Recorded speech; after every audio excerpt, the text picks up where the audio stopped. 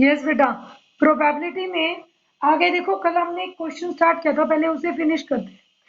Find the probability in random arrangement of the letters of word university. हमें इसमें क्या find करना है, ये वर्ड दिया हुआ है, find probability that in random arrangement of letters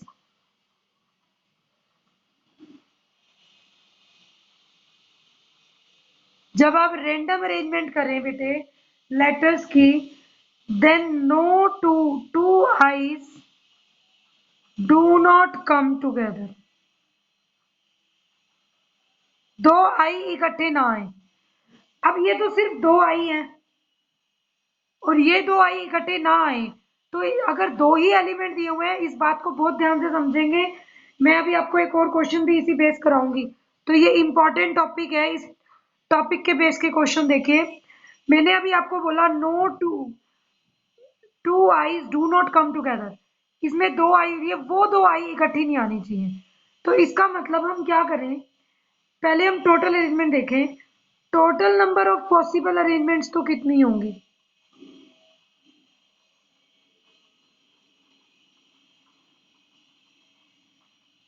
total तो आएंगी फैक्टोरियल 10 लेटर्स है, लेकिन उसमें हमने आपके परमुटेशन कॉम्बिनेशन के चैप्टर में पढ़ा था कि जहां पर अब दो आईज आ गए तो डिवाइड बाय दो सेम हो गया, तो फिर टू आईज है same, because two I's are identical, और जो चीजें आइडेंटिकल होती हैं तो उतने से डिवाइड करते हैं। तो ये तो पॉसिबल अरेंजमेंट हो गए टोटल।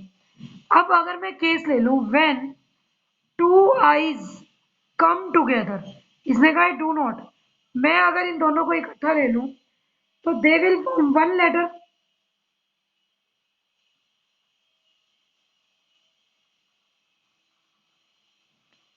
हमने क्या किया,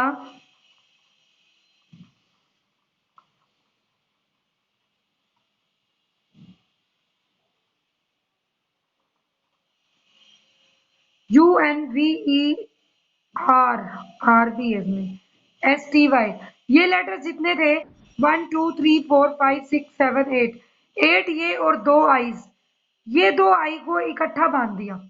तो अब ये टोटल नंबर कितने बच गए, 1 2 3 4 5 6 7 8 और वन इनका गिना जाएगा 9। तो टोटल मेरे पास 9 हो जाएंगे बेटा। और जब कभी आपके पास ऐसे दो आईज इकट्ठे आ जाएं तो अब हम क्या बोलेंगे, now they will form one letter, so there are 9 letters now, क्योंकि इन दो को तो एक बना लिया। तो number of arrangements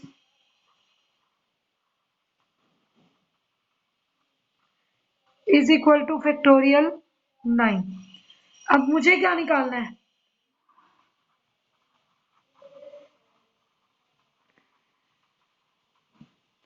number of arrangements when two i's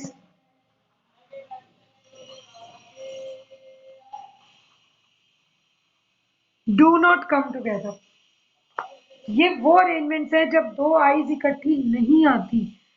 तो क्या केस होगा, इकट्ठी आती हैं वो केसेस है आपके फैक्टोरियल 10 बाई टोटल थे, उसमें से मैंने ये केस निकाल दी जिसमें इकट्ठी आती है, तो रिमेनिंग केसेस को सॉल्व करेंगे। फैक्टोरियल 10 बाई फैक्टोरियल 2 है, इसको 10 इंटू फैक्टोरियल 9 लिख सकते हैं, ठीक है।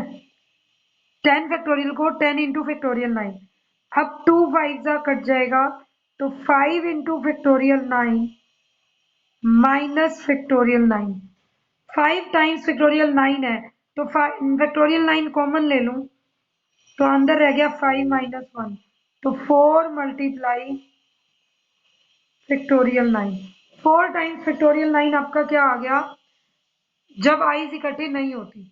अब मुझे पूछा गया रिक्वायर्ड प्रोबेबिलिटी, प्रोबेबिलिटी निकालने का तरीका, जो हमारी I's do not come together की अरेंजमेंट है, 4 into factorial 9 divide by total factorial 10 by 2, ये 2 ऊपर चला जाएगा, तो 4 2 8 इंटू फैक्टोरियल 9, और 10 इंटू फैक्टोरियल 9, फैक्टोरियल 10 को 10 into factorial 9, factorial 9 cut 8/10, 4/5 is the answer. ये वो केस था जिसमें हमने कहा कि सिर्फ दो आई दी हुई थी और वो दो आई इकट्ठी नहीं आनी चाहिए, तो हमने क्या किया, इकट्ठा बांध के एक सेट बना लिया। तो अब आप निकाल सकते हैं कि अगर वो इकट्ठी नहीं आती हैं तो आपको कैसे क्वेश्चन सॉल्व करना।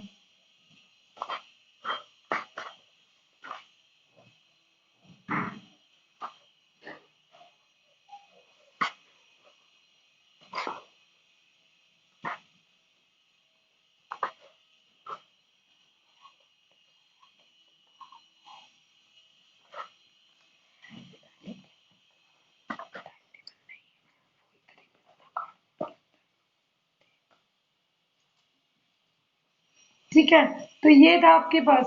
एक आता है राउंड टेबल का क्वेश्चन, ये तो नॉट वाइज वाला था। अब देखिए राउंड टेबल का क्वेश्चन है, a party of n persons sit at a round table। एक n persons की पार्टी है, मतलब ग्रुप है, ठीक है, वो एक राउंड टेबल के चारों ओर बैठते हैं। Find odds against two specified individuals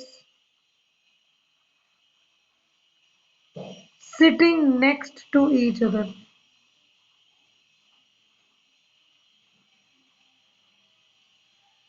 party है, n पर्सन्स की है, और वो क्या करती हैं, sit at a round table, वो राउंड टेबल पर बैठती है, sitting next to each other, वो एक दूसरे के नेक्स्ट बैठे हैं। तो आपको बताना है find the odds against two specified individuals. अब क्वेश्चन कैसे करना है, सॉल्यूशन देखिए। पहले तो हमने ये पढ़ रखा है, n persons can sit at a round table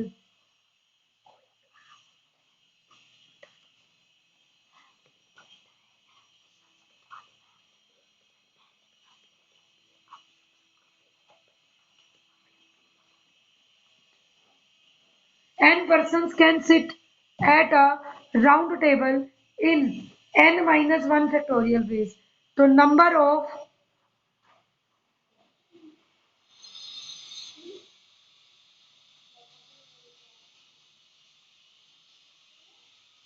exhaustive cases कितने हो गए, जितने वेज में वो n लोग बैठ सकते हैं। अब आपको क्या बोला गया कि जब दो स्पेसिफाइड पर्सन्स, हमने कहा है कि नेक्स्ट टू ईच अदर, किसी दो लोगों को हमने कह दिया कि ये दोनों तो हमेशा इकट्ठे बैठेंगे, तो व्हेन टू स्पेसिफाइड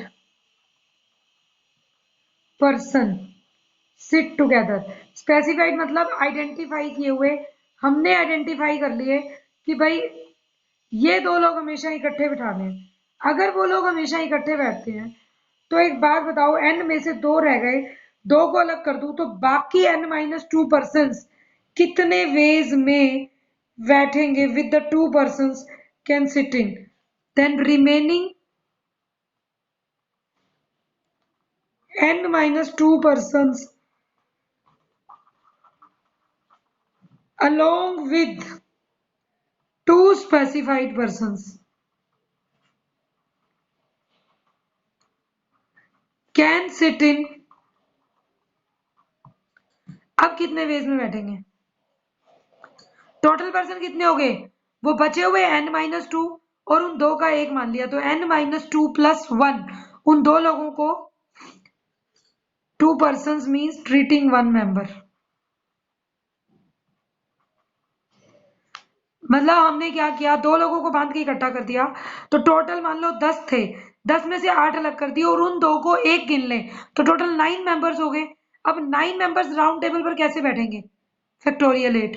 तो यहाँ पर भी वही बात है, टोटल लोग कितने हो गए, n minus two plus one, तो कितने वेज में बैठेंगे, n minus two plus one तो पर्सन हो गए, माइनस वन हम करते हैं का फैक्टोरियल, तो ये वन वन कट जाएगा, answer is n minus two factorial. अगर n लोग हैं तो n-1, मतलब 10 लोग हैं तो 9 फैक्टोरियल से बैठेंगे।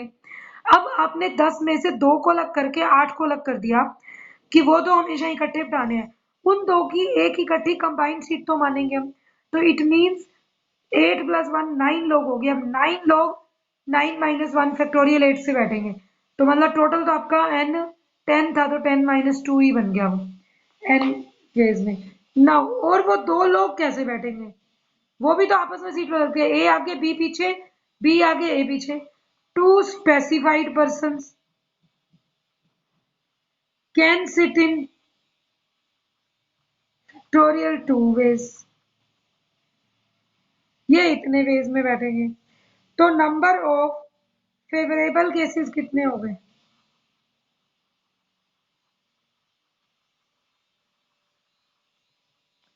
Favourable cases factorial 2 into n-2 factorial दोनों हो जाएंगे। अब अब हम क्या करेंगे? प्रोबेबिलिटी दैट, ये सारे परमुटेशन कॉम्बिनेशन भी काम आएगी इस चैप्टर में।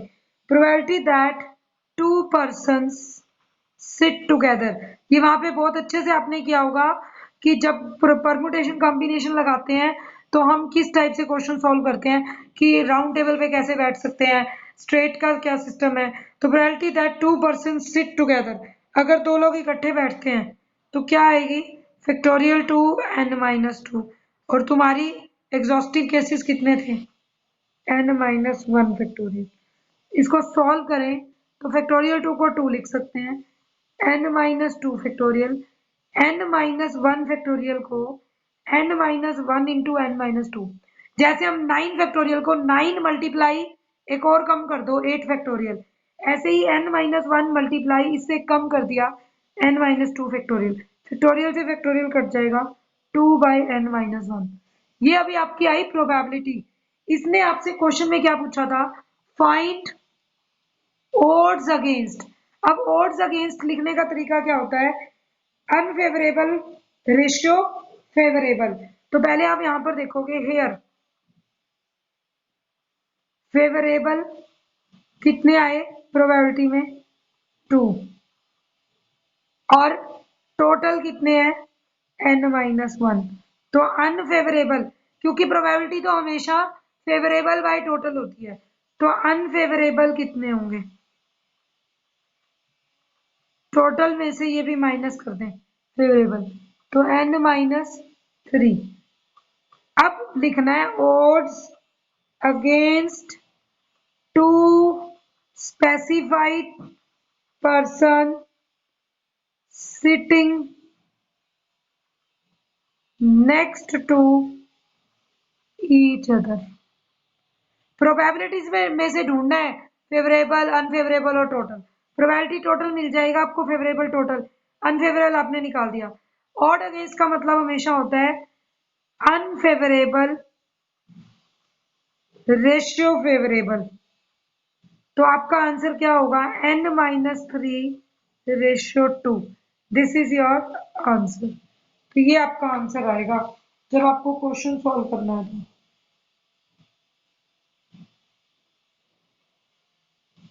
ये चीज ध्यान रखेंगे आप।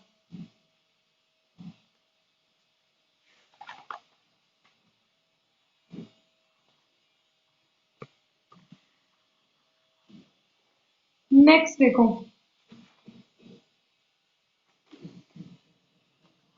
ये एक्सरसाइज का क्वेश्चन है। Find probability that in random arrangement of letters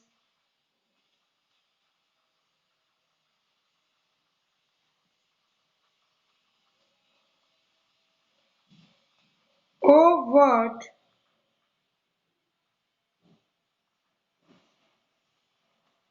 mathematics, the consonants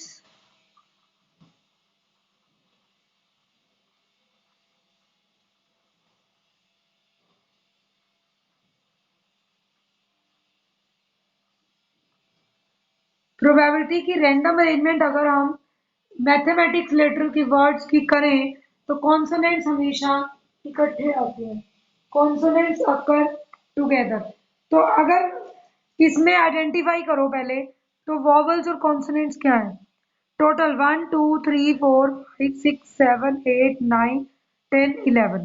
तो हम क्या लिखेंगे यहाँ पर, टोटल लेटर्स 11। कॉन्सोनेंट है एम टी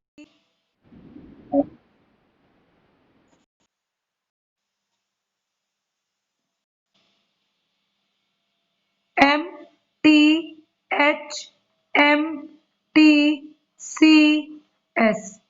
वॉवल्स क्या है,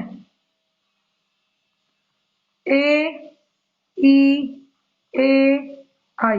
1 2 3 4 5 6 7 और 4 11। टोटल लेटर्स 11 थे, तो हमने उसकी ये दी हुई है कॉन्सोनेंट और vowels.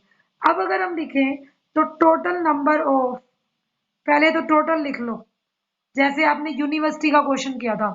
Total number of possible arrangements, total number of possible element क्या होंगी, फैक्टोरियल 11। देखो कौन सी लेटर रिपीट है, दो एम है, दो टी है, तो दो फैक्टोरियल एम के लिए, दो फैक्टोरियल टी के लिए और दो ए के लिए।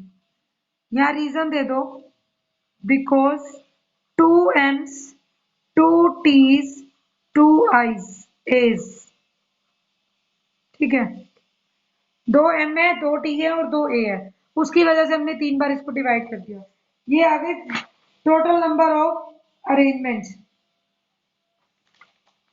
अब इसने कहा कि कॉन्सोनेंट्स हमेशा इकट्ठे ही रहने चाहिए। कॉन्सोनेंट्स आपस में भी अरेंज होंगे, लेकिन कॉन्सोनेंट एक वर्ड भी बन जाएगा, तो हम क्या कहेंगे, if all consonants remain together, then take them as one letter with 4 vowels, means M T H M T C S। इन सबको एक लेटर मान लो, A E A I। तो 1 2 3 4 और ये सबको एक मान लूं तो टोटल अरेंजमेंट्स कितनी होंगी, if all constant remain together, तो now number of possible arrangements,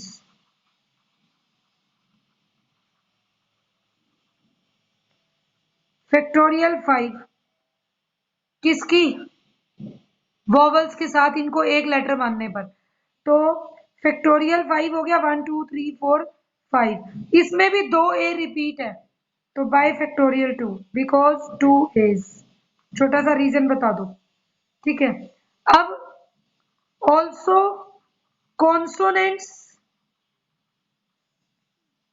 will, also consonants will arrange with each other in कितने वेज में अरेंज होगा, इन वेज इक्वल टू 1 2 3 4 5 6 7 लेटर हैं, इसके अंदर भी दो एम और दो टी हैं,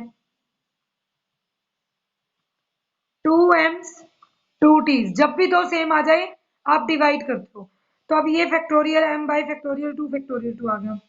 अब दोनों की मल्टीप्लाई करोगे तो ये इकट्ठा अरेंजमेंट होगा, so number of favourable cases, factorial 5 by factorial 2, factorial 7 by factorial 2। अब आप निकालो प्रोबेबिलिटी की जब कॉन्सोनेंट्स इकट्ठे आते हैं तो। अब हम क्या लिखेंगे, required probability when consonants occur together।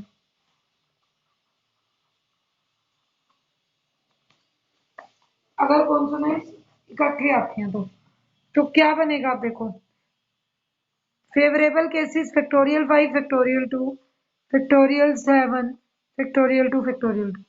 Divided by total factorial 11 bye factorial 2 factorial 2। तो इसको उल्टा करके लिख दो, क्या बनेगा फैक्टोरियल 5।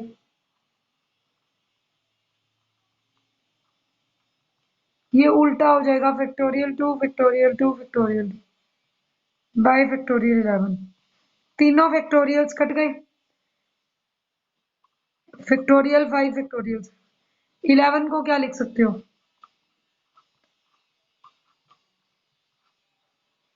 ठीक है 7 के बाद 8 9 10 11 तक ऐसे लिख दिया और फैक्टोरियल 7 भी कट। फैक्टोरियल 5 को 5 4 3 2 1 और नीचे है 11 10 9 और 8। 5 2 जा 10 पूरा कट, 3 3 जा 9, 4 2 जा 8। तो 1 बाय 3 2 जा 6, 6 11 जा 66, 1 बाय 66 आ गया। अगर सॉल्व करें तो 0 पॉइंट पहले जाएगा 10, 10 बनेगा, पॉइंट लगाते ही 10 बनेगा, नहीं डिवाइड होता 0। फिर आपने 100 बनाया तो 1 पे जाएगा 66, फिर आ जाएगा 66 में से बाकी कितने रह गए आपके पास 34, 340, 34 लगाया तो आपके पास आ गया 340, 340 होगा और डिवाइड कर सकते हो इस टाइप से अप्रोक्सीमेटली। तो आपका आंसर आ जाएगा 0.015, आगे करोगे तो 15 दोबारा आ जाएगा। This is required answer. तो आप इस टाइप से क्वेश्चन सॉल्व कर सकते हैं। आपकी बुक का क्वेश्चन था मैथमेटिक्स को हम कैसे अरेंज कर सकते हैं। जो इम्पोर्टेंट क्वेश्चन है वो मैं आपको बीच बीच में करा देती हूँ कि प्रॉब्लम नहीं आए। नेक्स्ट देखो, सम इम्पोर्टेंट रिजल्ट्स है 16.4 एक्सरसाइज से पहले की थोड़ी सी थ्योरी एक्सप्लेन कर रही हूँ ताकि आप एग्जांपल्स कर पाए। प्रोबेबिलिटी में हर चीज को बहुत ध्यान से समझ के करो। प्रोबेबिलिटी ऑफ फर्स्ट प्रॉपर्टी है, इंपॉर्टेंट रिजल्ट्स हैं।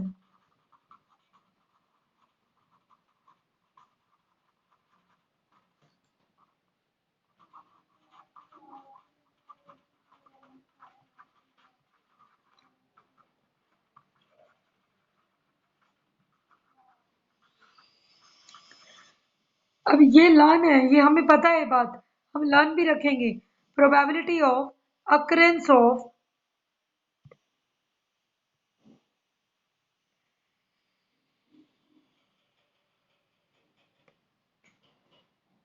Probability of occurrence of event is always non negative. हमें ये कहा जाता है कि किसी भी इवेंट की होने की जो प्रोबेबिलिटी है मतलब वो हमेशा नॉन नेगेटिव होती है, कभी भी जीरो नहीं आएगी, मतलब नेगेटिव नहीं आएगी, सॉरी। तो हम क्या कहेंगे इसका सोल्यूशन करना हो तो वी नो दैट, पहले हम ये मान लें let S be sample space, S तो पूरा सैंपल स्पेस है एंड ई बी, क्योंकि इसने कहा कोई भी इवेंट, तो let E be any event. तो हमेशा हमें पता है E is subset of S.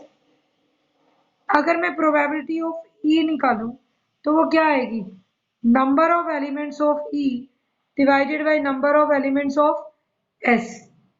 ठीक है, नंबर ऑफ एलिमेंट्स ई के एस से डिवाइड करने हैं, इसमें नेगेटिव की कोई बात ही नहीं हुई। प्रोबेबिलिटी का फॉर्मूला क्या है, नंबर ऑफ एलिमेंट्स। अब नंबर ऑफ एलिमेंट ज्यादा से ज्यादा जीरो हो सकते हैं, तो N E by N S हमेशा पॉजिटिव रहेगा, इट इज नेवर नेगेटिव, क्योंकि नंबर ऑफ एलिमेंट्स दिए हुए, because number of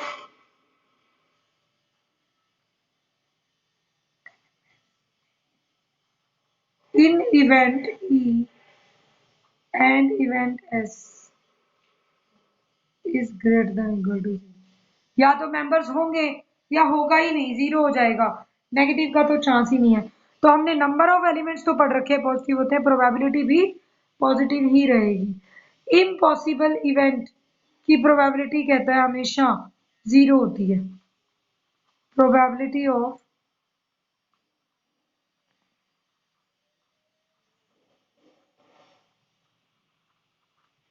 impossible event की प्रोबेबिलिटी हमेशा 0 होती है, कैसे लिख पाओगे? अगर मैं कहूँ तो एस बी सैंपल स्पेस और इम्पॉसिबल इवेंट क्या है, फाई इज इम्पॉसिबल इवेंट, क्योंकि इम्पॉसिबल इवेंट में तो कुछ होगा ही नहीं। तो अगर मुझे प्रोबेबिलिटी ऑफ फाई चाहिए तो फॉर्मूला तो कहता है number of elements in empty set and number of elements in sample space. Empty set में तो कुछ है ही नहीं, तो 0 elements divided by elements of S. अब 0 बाय समथिंग तो पहले ही 0 बन गया, तो देयरफॉर इम्पॉसिबल इवेंट हमेशा 0 होगा।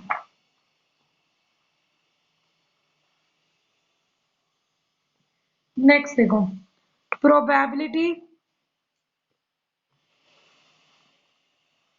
ऑलवेज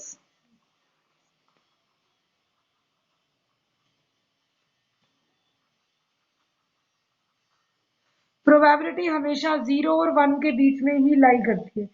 इस चीज का प्रूफ कैसे करेंगे? Let S be sample space, इसका प्रूफ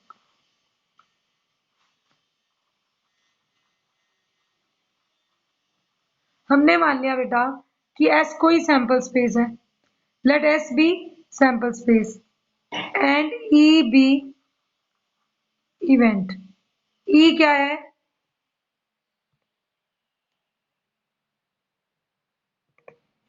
इवेंट है। अगर एस सैंपल स्पेस है, ई कोई इवेंट है, तो आप सबको पता है ई सबसेट होता है एस का। हमें एक बात और भी पता है, एम्प्टी सेट तो हर सेट का सबसेट होता है, फाई तो ई में होगा ही होगा, ई चाहे कुछ भी हो। और ई अगर सैंपल स्पेस का इवेंट है तो ई भी एस का सबसेट है। नाउ दिस इंप्लाइज, अगर मैं प्रोबेबिलिटी का फॉर्मूला लगाऊं, हमने पढ़ रखा है अगर पी ए बी का सबसेट है तो प्रोबेबिलिटी ए की प्रोबेबिलिटी बी से कम होती है। तो सिमिलरली यहाँ पर क्या आएगा? अब देखो, दिस इंप्लाइज फाई की प्रोबेबिलिटी तो 0 है, अभी हमने फाइंड आउट किया, is B and sample space की प्रोबेबिलिटी हमेशा 1 होती है। तो इट मीन्स दोनों को कंबाइन करूं तो this implies probability lies between 0 and 1।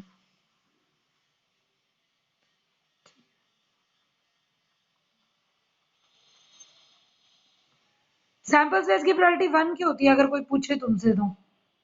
रट्टा तो लगा लिया भाई, फॉर्मूला करें तो भाई, अगर प्रोबेबिलिटी सैंपल स्पेस की निकालनी है तो number of elements of S by number of elements of S, S की प्रोबेबिलिटी निकालनी है तो जितने एलिमेंट्स एस में है,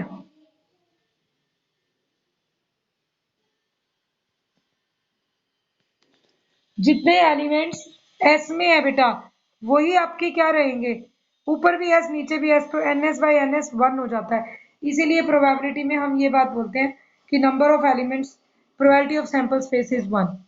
अब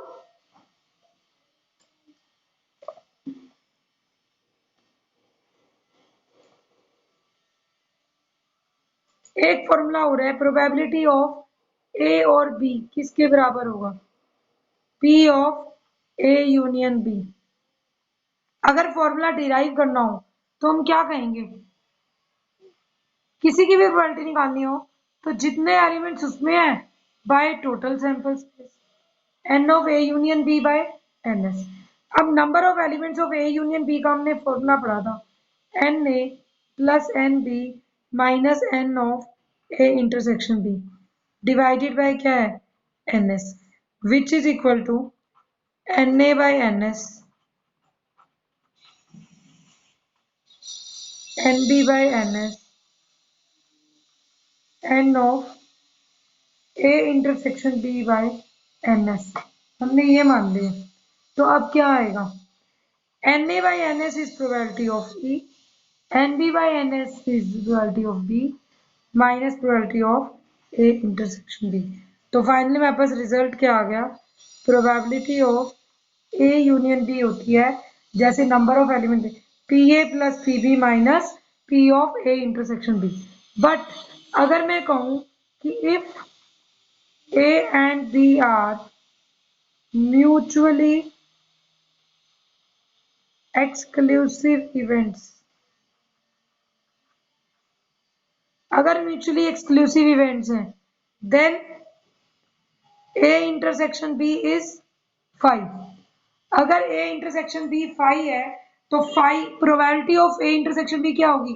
प्रोबेबिलिटी ऑफ 5, और 5 की अभी हमने निकाली थी 0 होती है, तो then therefore probability of A union B is PA plus PB because probability of A intersection B is 0।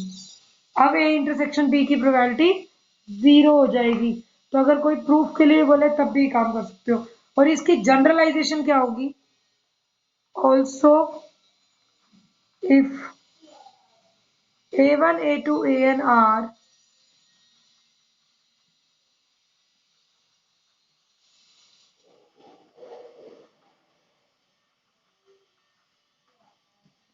अगर A1 A2 AN mutually exclusive events हैं, हमने इनको म्यूचुअली एक्सक्लूसिव इवेंट्स मान लिया, तो अगर ये म्यूचुअली एक्सक्लूसिव इवेंट्स हैं तो हमारे पास क्या होगा? A1 A2 AN are mutually exclusive events, then P of A1 union A2 union A3 union AN। अब देखो सबकी प्रोबेबिलिटी अलग अलग खुल जाएगी और कोई भी दो कॉमन तो कुछ रखेंगे नहीं, सारे के सारे इवेंट्स क्या हैं? Mutually exclusive. तो अगर कुछ कॉमन नहीं रखते तो हमारे पास क्या आ जाएगा? Probability of A1 plus A2 plus probability of AN। सभी की प्रोबेबिलिटीज ऐड हो जाती हैं। और अगर इवेंट दो ही हैं तो अब एक बात और, theorem, if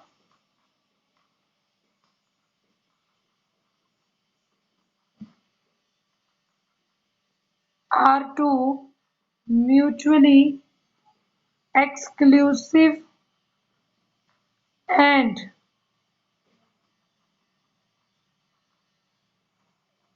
exhaustive events, then prove that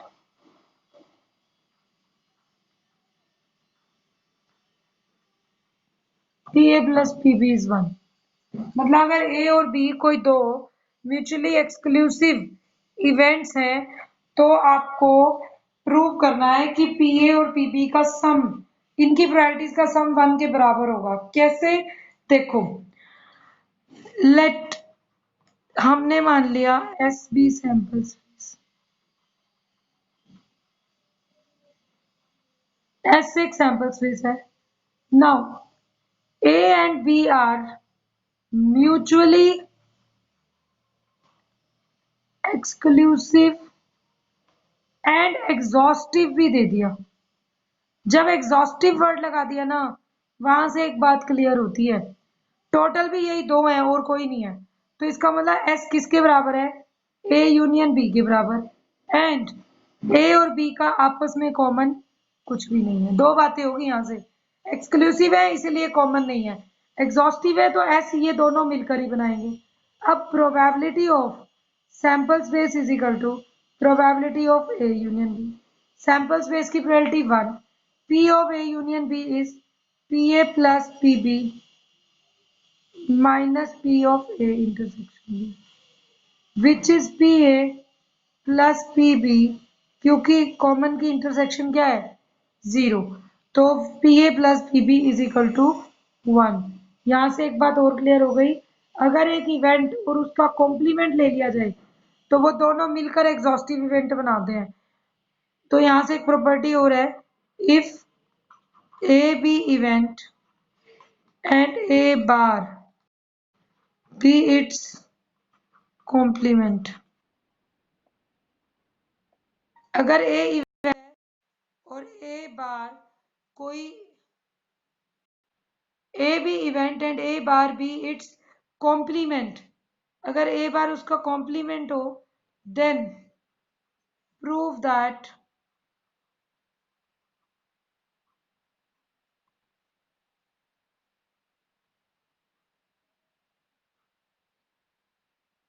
P A bar is 1 minus P A, या ये कह दे P of not A is 1 minus P of. यहां से एक इंपॉर्टेंट रिजल्ट ये भी कह सकते हो P A plus P A bar 1 होता है। कैसे? देखो एस इज सैंपल स्पेस, तो वही बात आ गई। क्या होगा? किसी भी सैंपल स्पेस का ए भी सबसेट है तो उसका कॉम्प्लीमेंट भी सबसेट है। ऑल्सो ए यूनियन ए बार मिलकर एस बनाएंगे, और ए कॉम्प्लीमेंट में कॉमन कभी भी कुछ नहीं होता।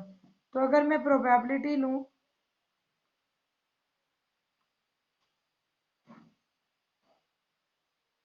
सैंपल स्पेस की प्रोबेबिलिटी क्या आ गई? 1। तो P plus P of A bar is 1 because